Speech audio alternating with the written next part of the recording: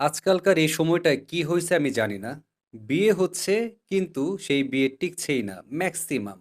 আপনি খোঁজখবর নিলেই জানতে পারবেন এই বিষয়ে। রিসেন্ট একটা ঘটনা বলি, আমার একদম জানাশোনার ভেতরে ছেলেটা বিয়ে করলো, সে একজন ব্যাংকার। সে বিয়ে করলো যে মেয়েটাকে arrange marriage kind of. So বিয়ে করার পর বিয়ের দিন বাসর রাতের দিন ছেলেটা জানতে পারলো মেয়েটার স্কিনে একটা অনেক বড় ধরনের ডিজিজ বা একটা রোগ আছে। এবং সেটা দেখার পর ছেলেটা রীতিমতো ভড়কে গেল। এবং এই বিষয়টা ছেলেটাকে অনেক কষ্ট দেয়। সে তখন মেয়েটাকে বলে যে তুমি কেন আমাকে বিয়ের আগে এটা জানাওনি।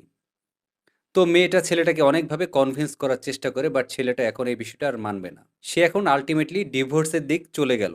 আর এদিকে ছেলেটা ডিভোর্সের দিক চলে যাওয়ার ফলে মেয়েটাও তাকে পাল্টা মিথ্যে মামলা দিয়ে এখন হয়রানি করা শুরু করলো। এখন আপনারাই বলেন এই সম্পর্কে ছেলেটা বা মেয়েটার কার কি দোষ রয়েছে?